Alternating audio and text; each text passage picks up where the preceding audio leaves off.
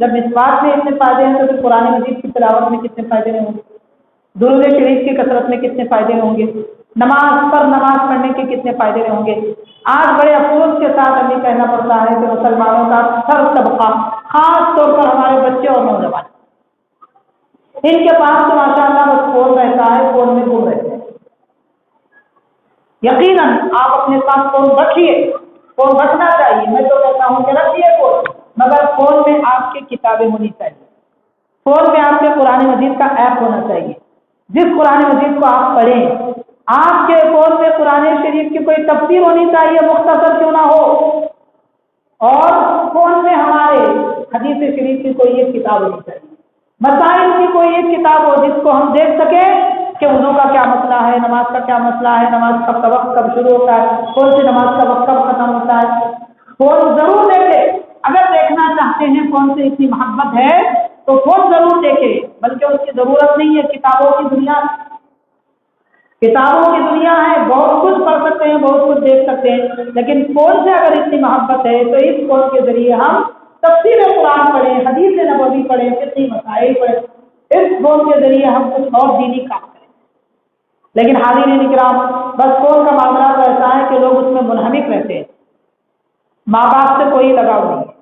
افسوس اس سے بڑھ کر یہ ہوتا ہے کہ ایک آدمی اپنے دوست احباب سے میسج کرتے کرتے تھکتا نہیں ہے، رات گزر جاتی ہے، دن گزر جاتا ہے، لیکن گھر میں کبھی بھائی بہنوں سے پیار سے محبت سے بات نہیں کرتے، بھائی بہنوں کا ہاتھ دریافت نہیں کرتے، روکھے منہ ان سے بات کرتے ہیں، دوستوں سے مسکرا کے بات کرتے ہیں، یہ کیسی محبت ہے؟ جو شخص آپ کے کوئی کام آنے والا نہیں ہے اس سے محبتوں کے پھول پاتے جا رہے ہیں، اور صبح شام جو ہمارے ساتھ ہمارے ماں باپ ہیں، ہمارے بھائی بہن ہیں، ان کے ساتھ کوئی روابط نہیں ہے، کوئی ان کے ساتھ الفت محبت کی بات نہیں ہے۔ حاضرین کرام، کے معاشرہ ہمارے بچوں کو لے ڈوبے گا، کہیں ایسا نہ ہو کہ یہ قوم کدھر جائے بتا دیں۔ اسی لیے سب سے پہلے ماں باپ کی، بڑے لوگوں کی ذمہ داری ہوتی ہے کہ اپنے بچوں کو فون سے ایسے بچائیں جیسے چھری سے بچاتے ہیں، اپنے بچوں کو فون سے ایسے بچائیں جیسے کہ آگ سے بچاتے ہیں۔ اگر واقعی کسی کو سخت سے سخت ضرورت بھی ہے، چھوٹا سا معمولی سا فون دلا دے اگر ضرورت ہے، تاکہ اس کی بر وقت خبر لے سکے کہ بیٹا اسکول گئے نہیں گئے، کالج پہنچے نہیں پہنچے، کہاں پر ہیں، یہ معلوم کرنے کے لیے اگر ہے تو باقی اپنا کوئی 800-900 والا چھوٹا سا فون دلا دیں۔ لیکن افسوس کی بات ہے کہ آج ہمارے بچے فون کے بغیر کھاتے نہیں ہیں، فون کے بغیر سوتے نہیں ہیں، فون کے بغیر اٹھتے نہیں۔ یہ حالت ہونا یہ چاہیے تھا کہ قرآن کے بغیر نہ سوئیں، قرآن کے بغیر نہ اٹھے، قرآن کے بغیر نہ کھائیں۔ ایسا ماحول ہو چکا ہے، سنتوں کو، پیارے آقا صلی اللہ علیہ وسلم کی سنتوں کو بڑوں نے ترک کر دیا، بچے بھی اسی روش پہ چل رہے ہیں۔ حاضرین کرام، افسوس کی بات ہے ہمارے لیے، دن بے انتہا افسوس کی بات اس سے آئی ہے تو میں یہ بھی عرض کروں گا، فون کرنے کی عادت بھی نہیں ہے، فون اٹھانے کی عادت بھی نہیں، جب ہے تو ہر چیز کا طریقہ ہے ہمارے پاس۔ دیکھیے نبی پاک صلی اللہ علیہ وسلم نے کیا ارشاد فرمایا، پیارے آقا صلی اللہ علیہ وسلم نے فرمایا جب تم کسی کے گھر پر جاؤ تو دستک دو یا سلام کرو، اگر سلام کا جواب آئے یا دستک پر کوئی آئے تو ٹھیک ہے، دستک پر کوئی آئے تو ٹھیک ہے، ورنہ خاموشی کے ساتھ نکل جاؤ، دل میں برا نہ سمجھو۔ یہ تعلیم ہے حضور پاک صلی اللہ علیہ وسلم کی۔ اب یہ خیالات دوڑا رہے، گاڑی گھر کے باہر ہی تھے، گھر میں رہ کے بھی نہیں آ رہے، ہمارے سے بات نہیں کر رہے، یہ خیالات ہمیں دوڑانے کی ضرورت نہیں ہے۔ سرکار فرما رہے ہیں دل میں برا مت سمجھو، خاموشی کے ساتھ نکل جاؤ۔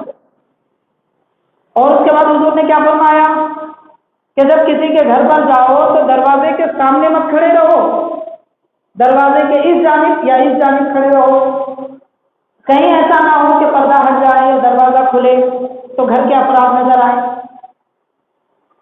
تو یہ لوگوں کے خطر یعنی ان کے چھپے ہوئے چیزیں ہم پر ظاہر ہو جائیں گی۔ کسی کے گھر میں جھانکنے کی بات ہوگی، یہ بڑا گناہ ہے۔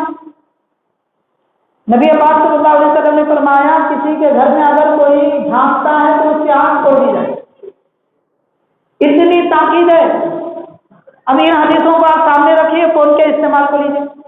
ہمارے پاس طریقہ کیا ہے، لوگ فون کرتے ہیں، ایک بار نہیں اٹھائے پھر کرتے، ایک بار نہیں اٹھائے پھر کرتے، बार बार फोन कर रहे हैं, मतलब फोन उठाना फर्ज है, मैं कर रहा हूं तो नहीं उठाते। सरकार ने क्या फरमाया, दस्तक दो, जवाब दे तो ठीक है, वरना दिल में बुराई रखे बगैर चले जाओ, फिर दस्तक तो नहीं फरमाया उसे। बार बार दस्तक देते रहो, आए बगैर नहीं छोड़ना, ऐसा तो नहीं फरमाया सरकार ने। तो फोन के भी वही आदाब है करने के। अब होता क्या है, अगर कोई फोन नहीं उठाए तो उसका इंटरनेट चेक कर लेते हैं, फेसबुक चेक कर लेते हैं और उसका व्हाट्सएप चेक कर लेते हैं, ऑनलाइन है मगर फोन नहीं उठा रहे। यानी ये भी घर में झांकने की बात है। ये जैसे घर में झांकने से मना करवाया, यहाँ पर ये घर में झांक रहे हैं। हमें क्या जरूरत, क्या लाजिम है? हाँ, उसके फायदे की कोई बात है तो एक मैसेज डाल दीजिए, बात खत्म हो गई। किसी के तो हमें लगे रहने की तालीम हमें नहीं दी गई। बहरहाल हाजिर इकराम, हर एक काम के तरीके हुजूर ने बता दिए। आज हम अल्लाह के नबी की सुन्नतों से दूर हैं, इस वजह से हम गुमराही का शिकार है, नाकामी का शिकार है, परेशानियों का शिकार है। बहरहाल प्यारे आका सल्लल्लाहु अलैहि वसल्लम की सुन्नतों से दुनिया आखिरत संवरती है, अजीम बरकतें मिलती है। सुन्नतों पर अमल करके देखिए, सोना कैसे, जागना कैसे, बैठना कैसे, उठना कैसे, नमाज कैसे पढ़ना है, रिश्तेदारों से मुलाकात कैसे करना है, ये सारी फजीलतें, इन सारी फजीलतों को अगर हम इख्तियार करेंगे, हमारी दुनिया भी संवरेगी, आखिरत भी संवरेगी। अल्लाह ताला हम सबको प्यारे आका सल्लल्लाहु अलैहि वसल्लम की सुन्नतों पर अमल की तौफीक अता फरमाए, बरकतों से मालामाल फरमाए, हमारे कहने सुनने से ज्यादा अमल की तौफीक अता फरमाए। सल्लल्लाहु तआला वसल्लम अला खैरि खल्क़िही सय्यिदिना मुहम्मद व अला आलिहि व अस्हाबिहि अजमईन, वल्हम्दुलिल्लाहि रब्बिल आलमीन।